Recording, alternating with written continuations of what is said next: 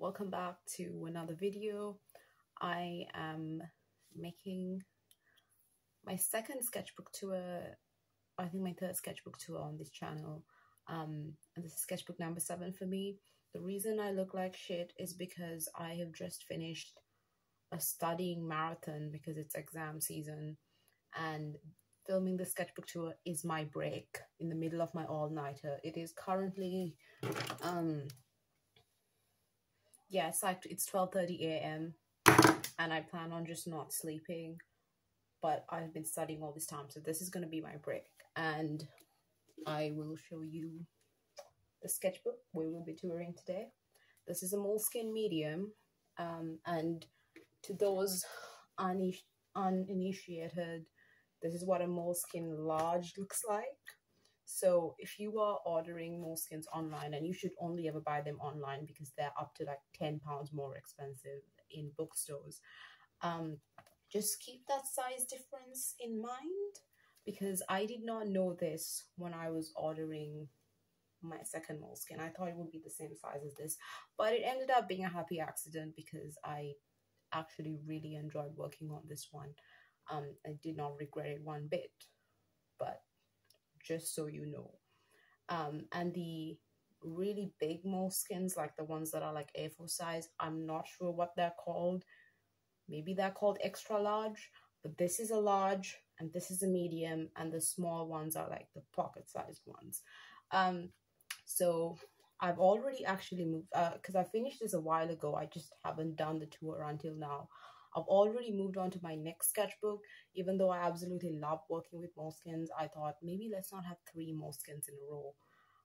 So I decided to try something new, and I probably got a bit too ambitious because I saw this Sea White of Brighton octopus sketchbook at like the local fancy art supply store, and I got it because it looked really cool, and it was actually like pretty cheap compared to everything else in that store, which, you know, everything else is overpriced.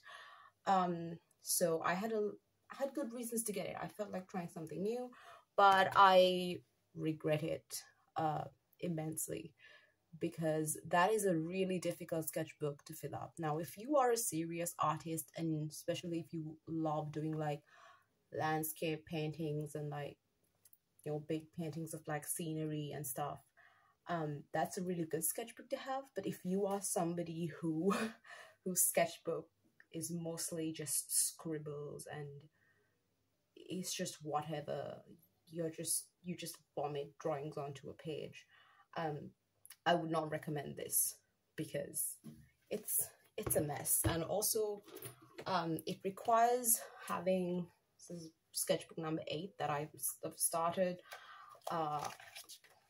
This is what a spread in an octopus sketchbook looks like. It's quite a mess. It's really difficult to manage if you don't have like a lot of space to work with.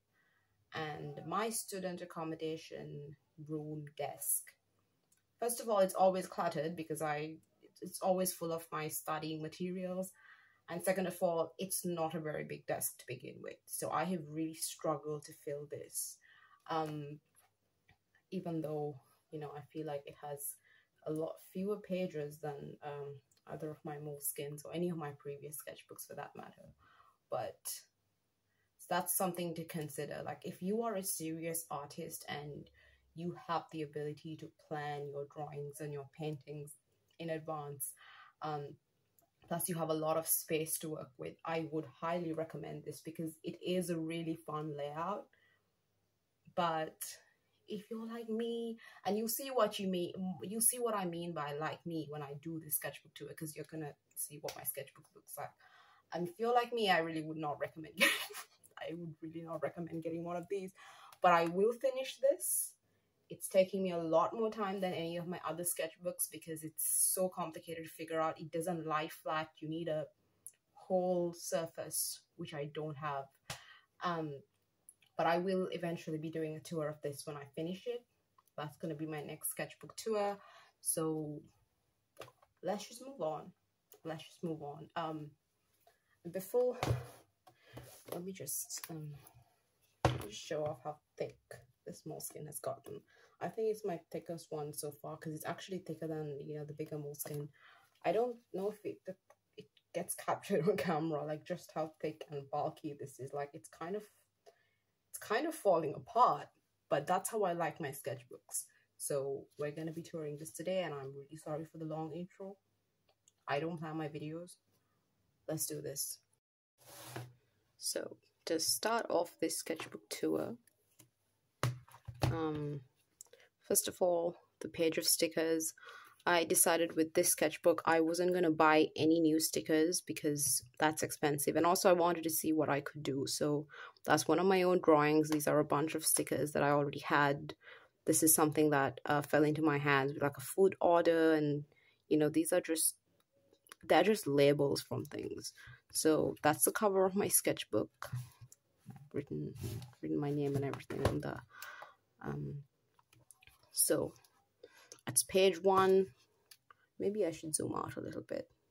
Yeah, that's perfect. That's page 1. I always put a bunch of details about the sketchbook on the front cover so that I can refer it the next time I buy my next sketchbook. So, for example, if this GSM or the size didn't work out for me, I know not to go there again. But it really did work out for me, and honestly I really wish I'd gotten another one of these instead of the sea white, but let's not talk about that. So you can see it hasn't taken me a lot of time to finish this sketchbook because I fill up my sketchbooks extremely fast at points when I'm really stressed out, and that tells you just how stressed out I was during this period.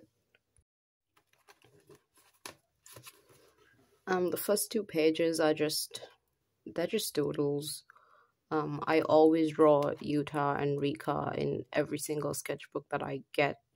It's not a progress tracking thing. I just really like drawing them. Bunch of swatches. I think this is like marker from the previous page. Moleskine paper does not work really well with markers, especially with like really good quality like alcohol markers, but it does work for like a whole lot of other mediums. So I don't like these initial few pages. I think they're kind of shit. There is a little fun pop-up effect going on there, but this was mostly just me getting used to this sketchbook. So let's flip through the shit looking pages. Bunch of OC drawings. I say OCs, but I don't like calling them my OCs because they are book characters, not really art OCs. I don't have any art OCs. They're all book characters. So we have a bunch more. That's the villain from my book series that I'm writing. Might talk about that at some point on my channel, but I haven't written enough of it to launch it. I am thinking of actually, that's my series. I wouldn't say series villain. That's my book 1 villain, and a character that he's sort of. I mean, this character and him are like imprisoned in this like timeless prison thing, and it's very and they have this kind of like toxic relationship, I would say. Like, they're not friends, but they have been trapped together for a long time, so they sort of just have had to like bonded in some kind of fucked up way. It's a bit of a Stockholm syndrome situation going on. I don't, or maybe not. I don't know how to describe it. You see. That's a manga scene redraw from Hunter x Hunter. It's from one of the volumes that has not been adapted into the anime yet, so I'm not going to explain what is going on here because that would be a spoiler. This is just my friend left this at my door. It's an inside joke. Yeah, I just wanted to tape that in somewhere. This is me reminding myself that it is okay to make mistakes and have ugly sketchbook pages, because this is an ugly sketchbook page. Why am I still on it? That's like It's like me trying to use it as a planner. So here we have a bunch of that was me trying to draw muscular male anatomy with the best subject that I could think of, which is of course the supreme DILF himself, Angie. This is a bunch of doodles from of the Demon Slayer trio. It's actually like a little doodle redraw of official art. This I actually added in towards like I just added this in belatedly. It wasn't originally there because I hadn't watched Blue Lock at this point of the sketchbook, but I did watch Blue Lock like kind of recently. I still haven't finished it even, but that's a drawing of Bachira. Here's more like me just filling up space. That Todoroki has his hair on the wrong side, the hair color. I don't tend to like look up what characters look like before I draw them, so that's on me. But honestly, like, who doesn't know what Todoroki looks like? It's a problem. Here's just more kind of crap pages, but I guess it's all vibes. This is a postcard from Magical Maidens that I got with an order of like, I got this pin because I love All Might. I would get more pins, but I don't want to look like a My Hero Academia. This drawing is shit, so I just don't want to show it. That is, I just pasted this little doodle over the enamel pin backing, the card that it came on. Here is a bunch of drawing exercises from lineofaction.com. I did that anatomy thing where you just, you set a timer and you just draw the poses. And for some reason in the anatomy exercises, they have this like man in this like all white, uncanny looking like bird costume.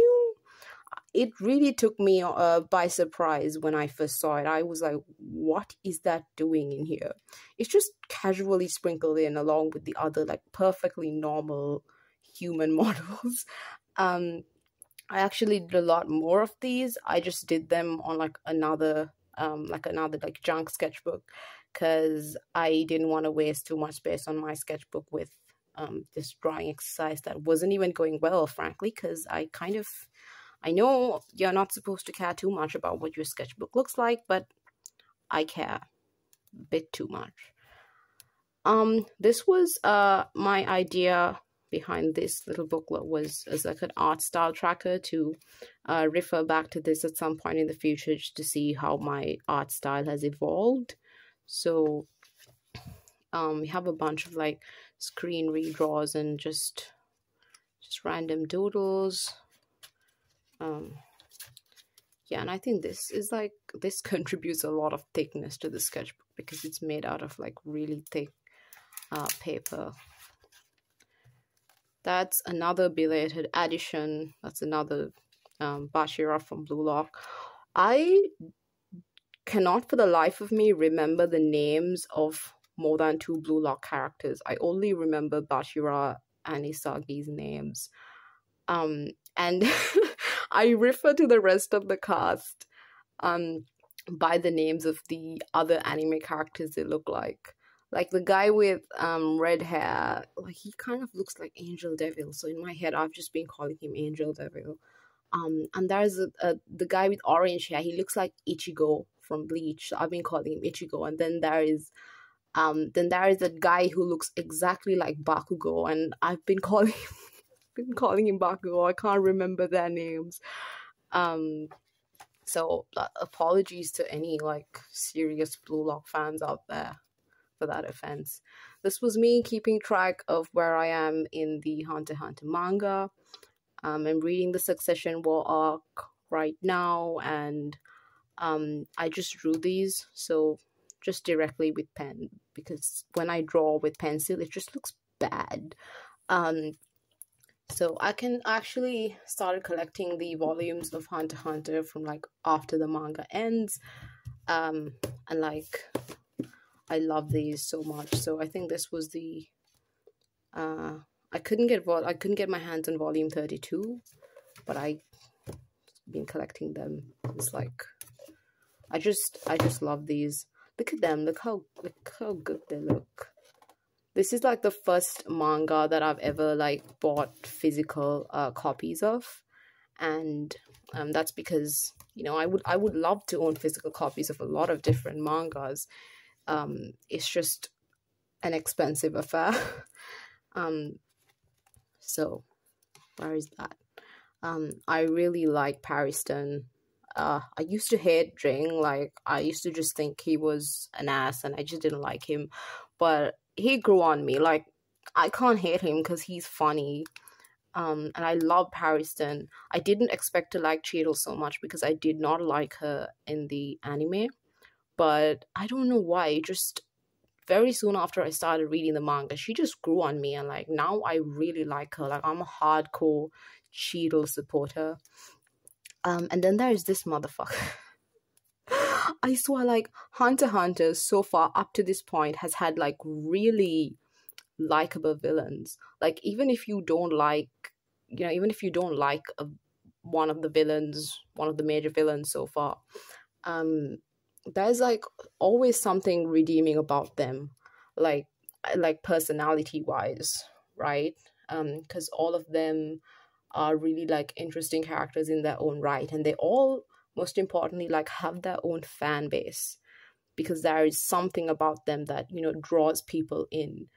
I have yet to come across a fan base for this motherfucker, and it's really not surprising.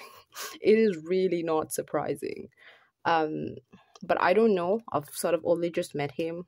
He's a gross freak, in every sense of the word, but I do like that in a character usually, but I don't think so far he does not have the personality to match up to that. Like, you know, because I don't like characters just because they're assholes. I like asshole characters who also happen to be like interesting in some other like personality sort of way that's not just their actions.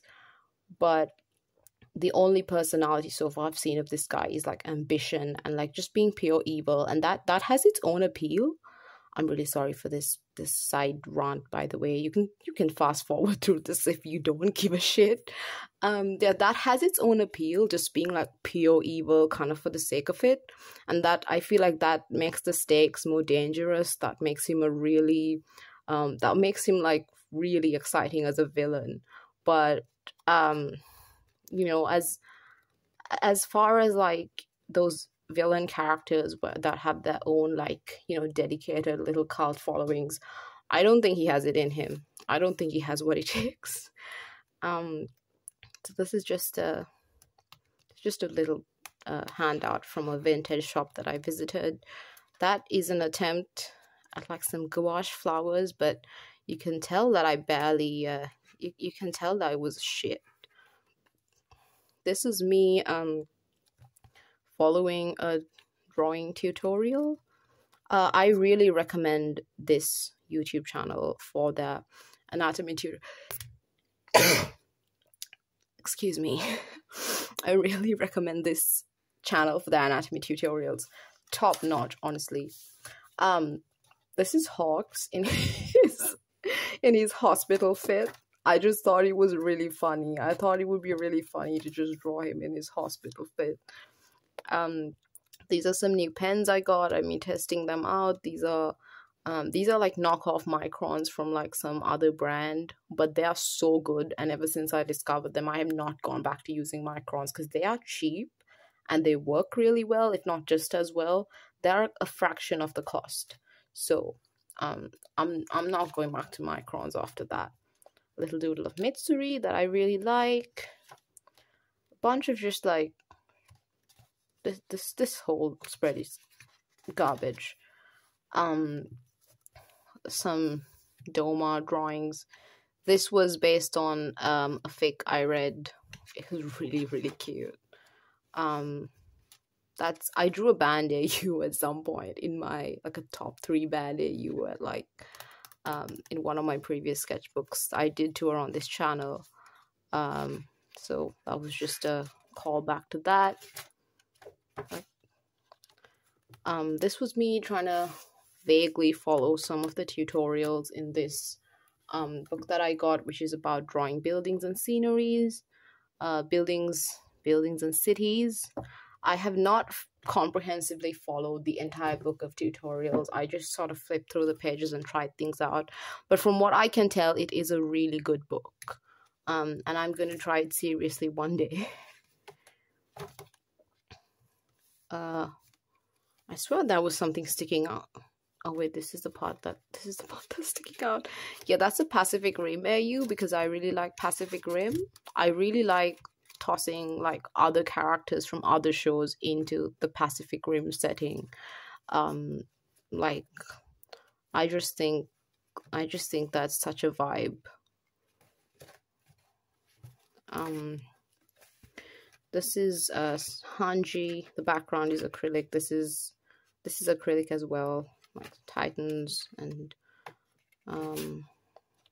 yeah, this is from the Jujutsu Kaisen Season 2 trailer. Just a bunch of screenshots that I quickly doodled, and I actually went through the effort of painting it because it looked kind of it wasn't, like, the sketchbook was lacking some color at this point.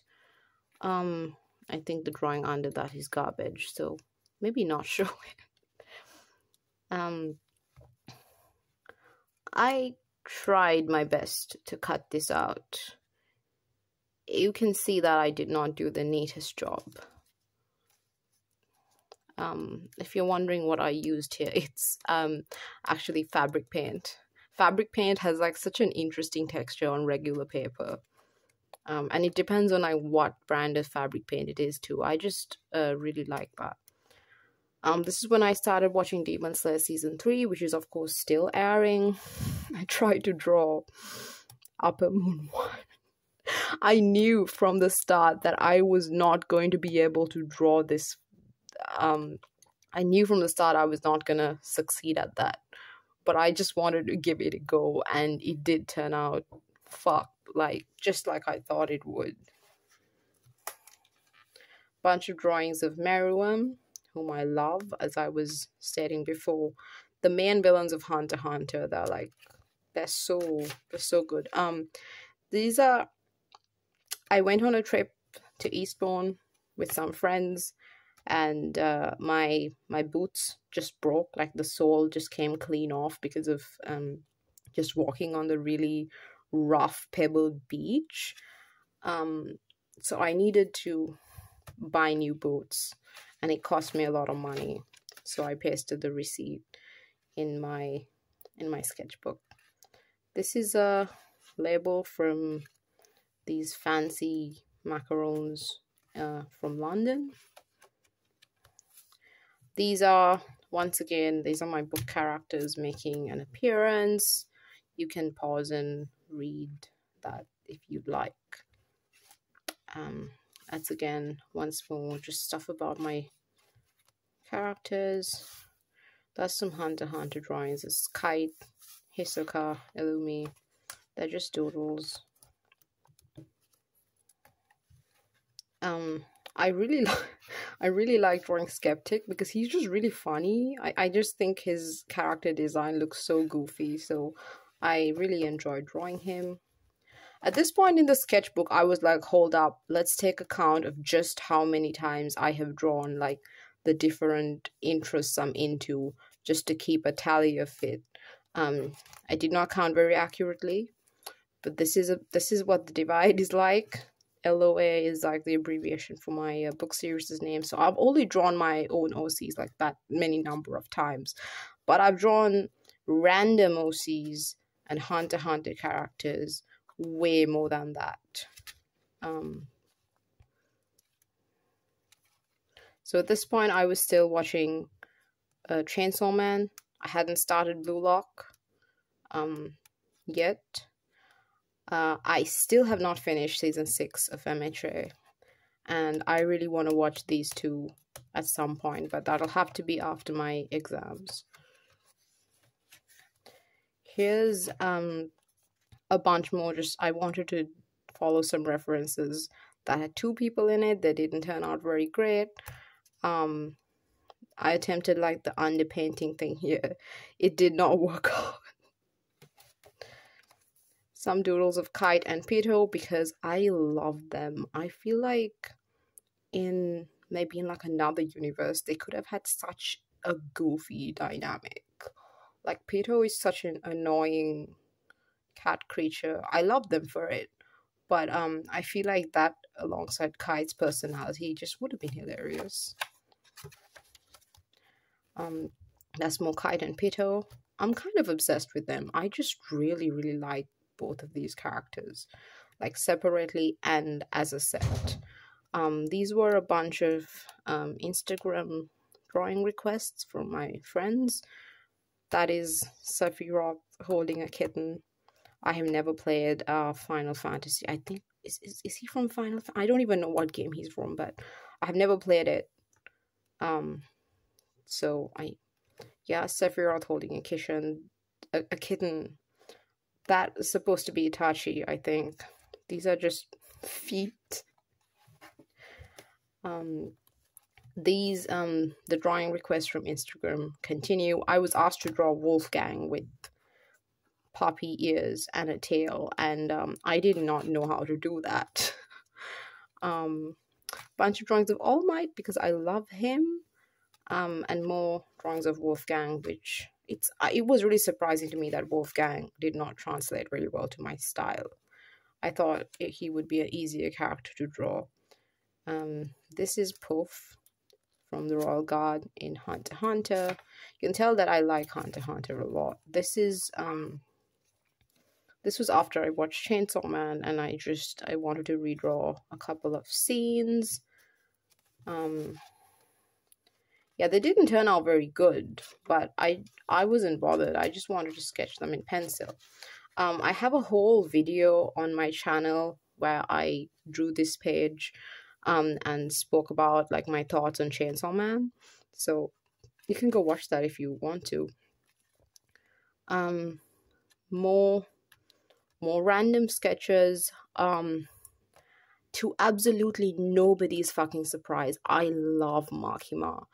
I mean, I also like Hisoka and Adam and Sukiyama. It is absolutely not a surprise to anybody that I like Makima. I swear it has nothing to do with the way they treat minors. I swear it's just I don't know, there's this particular vibe about them, which is like just being like dangerous and like unhinged under the surface and just really not caring. Just really not caring about anything besides like whatever they want to do, and like sort of having this this goal where they just, I don't know how to describe it, but that particular brand of character is just my type, and I fucking love Makima.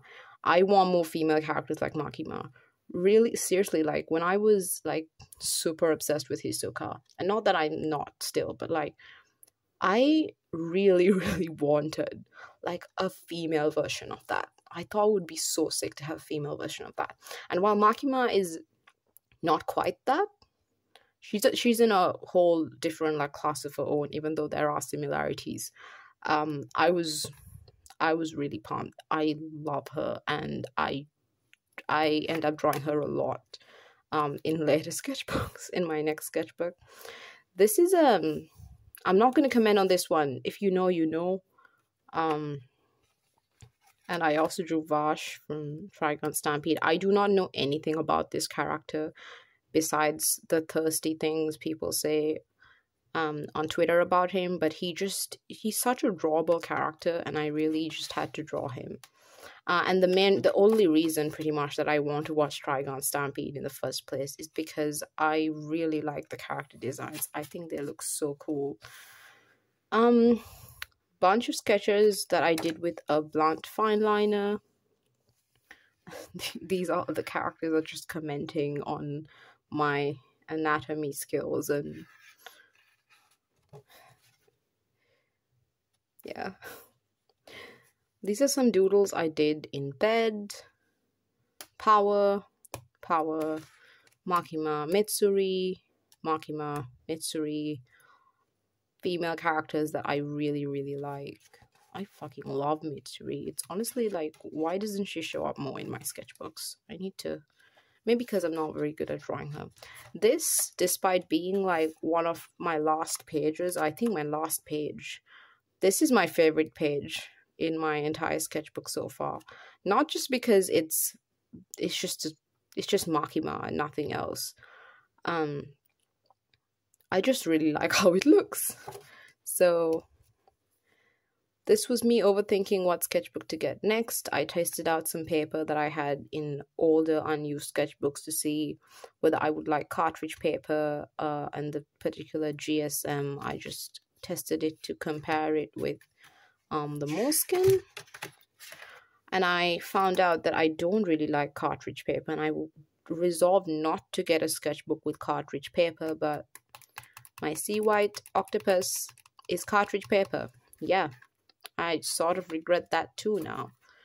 So that brings us to the end of my sketchbook tour.